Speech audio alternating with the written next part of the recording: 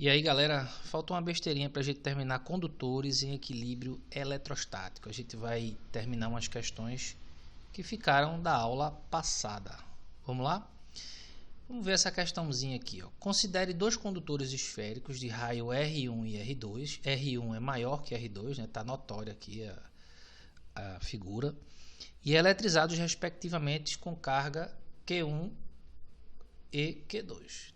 Tranquilo? Vamos supor que os condutores estejam afastados e submetidos ao mesmo potencial. Qual deles apresenta maior densidade elétrica superficial?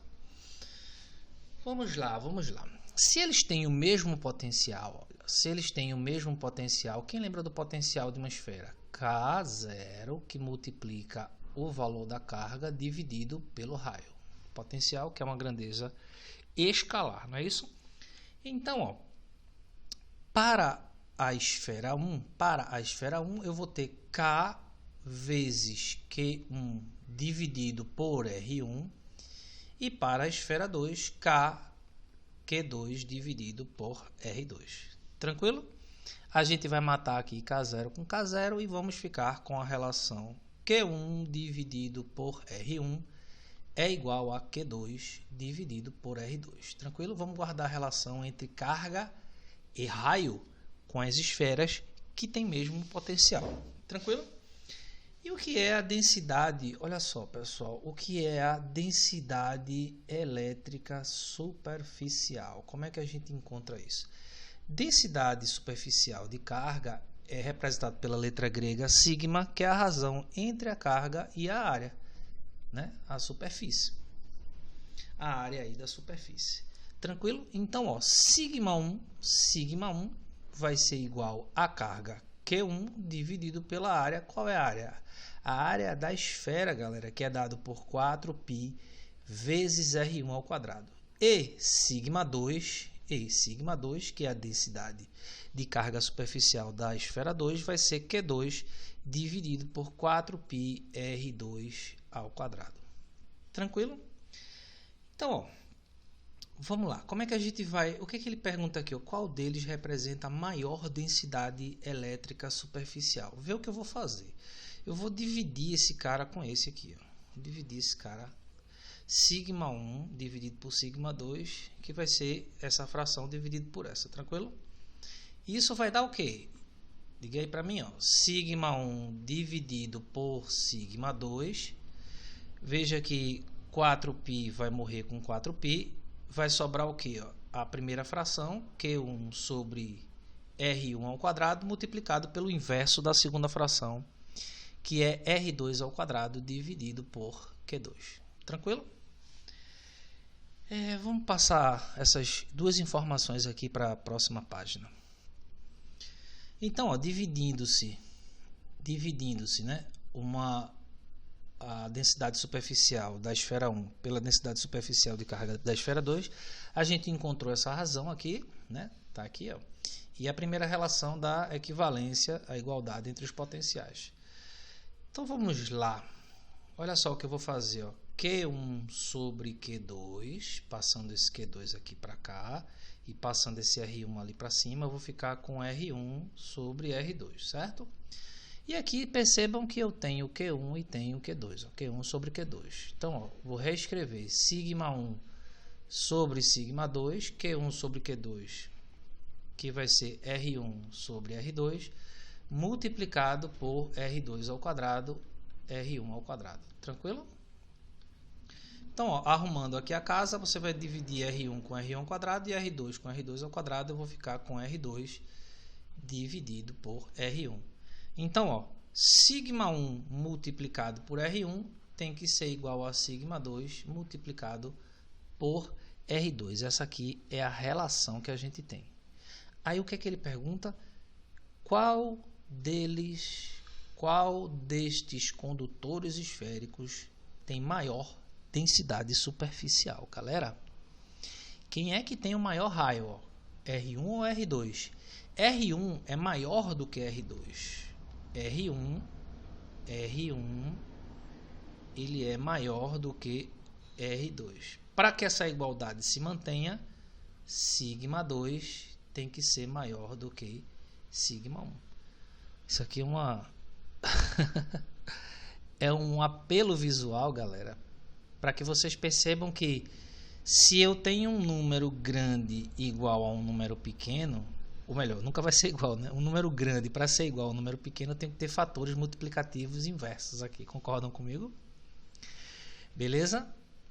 Então, ó, se R1 é maior do que R2, se R1 é maior do que R2, sigma 2 tem que ser maior do que sigma 1. Tranquilo?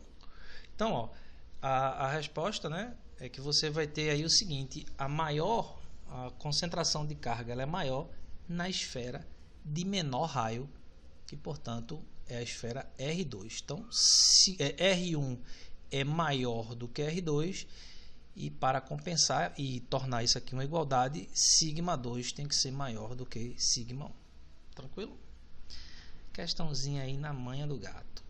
O gráfico representa a questão da UFPE, segunda fase, né? Acho que eu já comentei para vocês como é que funciona isso. O gráfico representa a variação de potencial elétrico de uma distribuição esférica de carga com distância R do seu centro, R minúsculo. Sabendo-se que V0, né, o potencial, 60 volts, V0 é esse potencial aqui, ó, e que o valor em coulombs da carga total da esfera pode ser escrito como Q vezes 10 a menos 9, determine o valor de Q. E aí, como é que a gente vai fazer isso? Essa é uma questão muito simples. A gente tem que lembrar o seguinte, ó, que quando você tem uma esfera, né, potencial de uma esfera carregada, o potencial elétrico em toda a esfera, seja na região interna até a superfície, ele é constante. Porque estando em equilíbrio eletrostático, estando essa esfera aqui em equilíbrio eletrostático, é necessário que todos os pontos tenham o mesmo potencial. Tá bom? Então aqui é um potencial nesse ponto VA, tem que ser igual a um potencial nesse ponto VB para que não haja corrente elétrica, né? Ela vai estar em equilíbrio eletrostático. E como é que se calcula? Percebam que esse potencial ele é constante de zero, no caso aqui é o centro da esfera, até o raio, que no caso vai valer 3 metros, raio 3 metros, e aqui é o gráfico que forma uma hipérbole. A partir do momento em que a gente deixa a superfície, o potencial realmente começa a cair. Mas do centro da esfera até a superfície, o potencial ele é constante, beleza? Então vamos lá, galera. Ele diz que esse potencial V0 aqui é igual a 60 volts, né? Isso, 60 volts. E aí a gente vai substituir, ó, V é igual a K0, que multiplica Q, tudo isso dividido por R. Tá bom? Sendo o potencial aqui, a gente pode chamar esse potencial de V0, né? Potencial V0 é 60. A constante eletrostática no vácuo é 9 vezes 10. Professor, ele não deu. É porque isso aqui é uma prova de vestibular, do antigo vestibular da UFPE, e lá no cabeçalho da prova ele colocava: para todas as questões de eletrostática, use K igual a 9 vezes 10 a nona, tá bom? Esse Q aqui, na verdade, é o Qzinho minúsculo, né? Vezes 10 elevado a menos 9, que é o valor que ele deu na questão, e o raio vale 3. Tranquilo? Então aí, galera, não tem o que fazer, né? É só a gente trabalhar aqui com essas operações. Olha, 9 dividido por 3 vai dar um 3 aqui, certo? Esse 9 dividido por esse 3 vai dar 3. E esse 3 vai passar para cá dividindo. 60 dividido por 3 vai dar 20. E 10 a 9 com 10 a menos 9 vai dar 10 elevado a 0, que dá 1. Portanto, Q minúsculo é igual a 20. É o múltiplo ali, é o valor, né, que está multiplicando aqui, ó, esse submúltiplo. 10 elevado a menos 9, que é o nano. Beleza? Então, a carga Qzão, digamos assim, ela vai valer 20 vezes 10 a menos 9 coulomb, 20 nanocoulombs. Mas ele não pediu o valor da carga, ele pediu o valor de Qzinho, que é o termo que multiplica o submúltiplo. Beleza? Então, você marcaria lá no seu gabarito 20, 2 e 0. Questão facinho aí da segunda fase da UFPE. Tranquilo? Vamos embora. Uma outra da UFPE ali, ó. Olha aí, ó. Uma casca esférica metálica muito fina tem raio 1 metro e é carregada eletricamente com uma carga total de 0,8 vezes 10 a menos 7 coulomb. Determine o valor em volts do potencial elétrico a uma distância de 12 metros do centro da casca esférica. Então, galera, sendo uma casca esférica, nós consideraremos que toda a carga é como se toda a carga estivesse concentrada no seu centro. Muito embora ela tenha uma distância, né, de 12 metros do centro das cascas esféricas. Então já está fácil demais essa questão. Eu pensava que ele estava dando a distância até a superfície. Tá fácil demais. Então, essa distância aqui, galera, essa distância... Opa, peraí. Beleza? O que acontece? Essa distância aqui é como se toda a carga tivesse concentrada no centro da esfera. Então, a distância é de 12 metros. A gente tem essa carga aqui distribuída na superfície, né? Como a gente sabe, a carga ela sempre fica na superfície de um condutor. Uma casca esfera, eita, tá horrível hoje a leitura. Uma casca esférica metálica, a carga vai estar toda na superfície da esfera, mas consideraremos como se toda ela tivesse concentrada aqui no seu centro, ocupando aqui como se fosse uma carga pontiforme, beleza? Então, galera, não tem o que pensar. O potencial vai ser igual ao potencial aqui nesse ponto P, vamos chamar assim, ó, V de P vai ser igual a K0 vezes Q dividido por D agora, que é a distância total, né? É um ponto fora da esfera. Então, V de P vai ser igual a 9 vezes 10 a nona. A carga 0,8 vezes 10 a menos 7. E a distância já está no SI, 12 metros. Fácil isso aí, né? Tranquilidade? Então vamos às mágicas aqui que a gente vai fazer. Ó. 9 vezes. Olha, 9. Esse cara aqui eu vou transformar em 8. Quando eu andar com a vírgula uma casa para cá, aí eu tenho que subtrair uma unidade. Aí vai ficar 8. Repito aqui a potência de 10, 9. E aqui, como eu andei uma casa para a direita, isso aqui vai ficar menos 8. Beleza? Tudo isso dividido por 12. Eu posso fazer assim, ó. 12 não é 3 vezes 4? 3 vezes 4 é ou não é? Então, aqui, ó, 9 dividido por 3 vai dar 3. E 8 dividido por 4 vai dar 2. 3 vezes 2 dá 6. 10 a nona com 10 a menos 8 vai dar 10. Né? 10 elevado a 1. E aí eu vou ter 60 volts. Então, esse aí é o potencial externo aqui no ponto P. Tranquilo aí, galera? Questãozinha na manha do gato, certo? Vamos lá. Univesp São Paulo. Uma casca esférica. Não, já estou lendo agora o enunciado da questão anterior. Uma esfera metálica oca é uma casca, né? Não deixa de ser uma casca esférica. Apoiada sobre um suporte isolante, ó, esse suporte isolante aqui é eletrizada positivamente. Olha aí, nossa esfera com carga positiva, que legal, né? Em seguida toca-se nela com duas esferas metálicas menores A e B, inicialmente descarregadas, presas a cabos isolantes, conforme ilustrado na figura. As cargas de A e B são respectivamente... Galera, o que é que a gente tem que saber? Toda vez que você tiver uma casca esférica, um sólido, condutor, o que você quiser imaginar, a carga vai sempre se distribuir na parte externa. Então, a nossa esferinha B vai ficar carregada positivamente, tá bom? A carga de B ela é positiva e C, a nossa esferinha, que esfera C? A nossa esfera A, que está aqui encostando dentro. Qual é o campo elétrico dentro, galera? Dentro de um condutor é zero, a carga está toda do lado externo. Carga de A é nula, não tem carga. Então, ó, toda a carga se distribui na superfície. Então, ó, as cargas adquiridas por A e B são respectivamente A e B, ó, 0 e positiva. A resposta, portanto, é a letra E. Tranquilo? A é 0 e B ela é positiva. Não tem o que se queixar dessa questão. O FV Minas Gerais. Durante uma tempestade, um raio atinge um ônibus que trafega por uma rodovia. Essa questão é clássica também quando diz respeito a aviões, né? É muito comum raios atingirem aviões. Pode-se afirmar que os passageiros não sofrerão dano físico em decorrência desse fato, pois os pneus de borracha asseguram o isolamento elétrico do ônibus de jeito nenhum. Muito bem, a gente diz, olha, a borracha ela realmente é um isolante, mas para uma descarga atmosférica ela não consegue segurar não.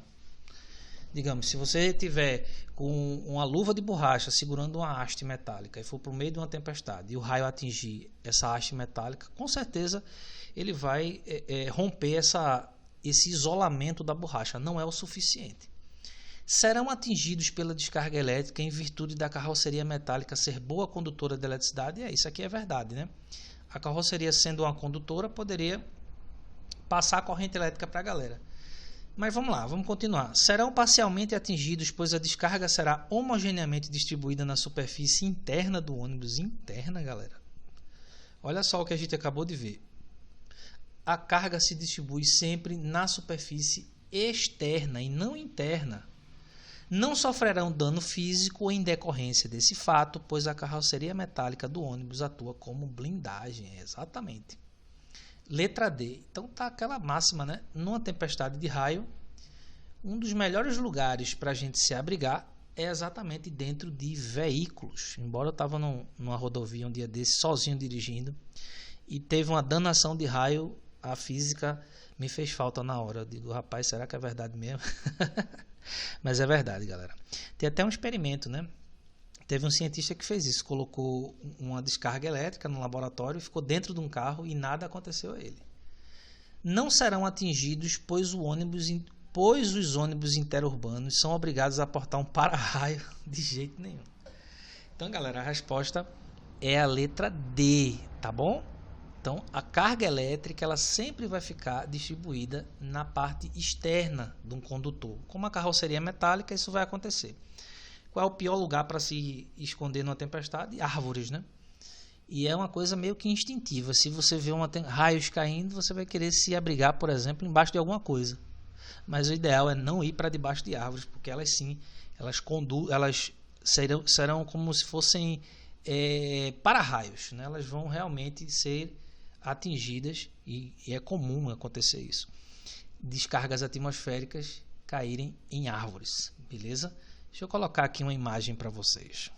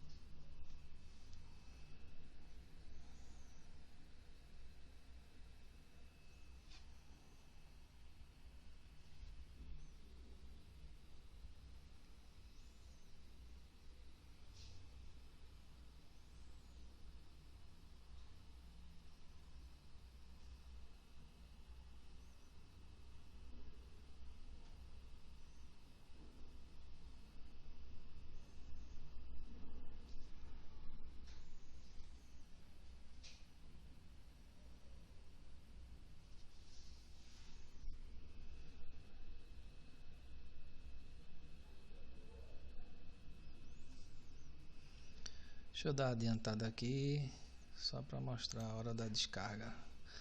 Aí a bobina de Tesla. Eu vou colocar os links desses dois vídeos na descrição do vídeo, tá? Que eu não sei como capturar o som deles agora, não sei se tá. Embora eu tirei aqui, né? Deixa eu dar uma adiantada. Olha aí, ó. Primeiro raio caiu.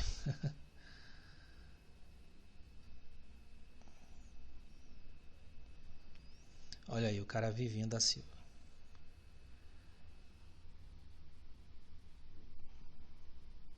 Olha aí, tá vendo? Então, galera, tá respondida aí a questão da UFV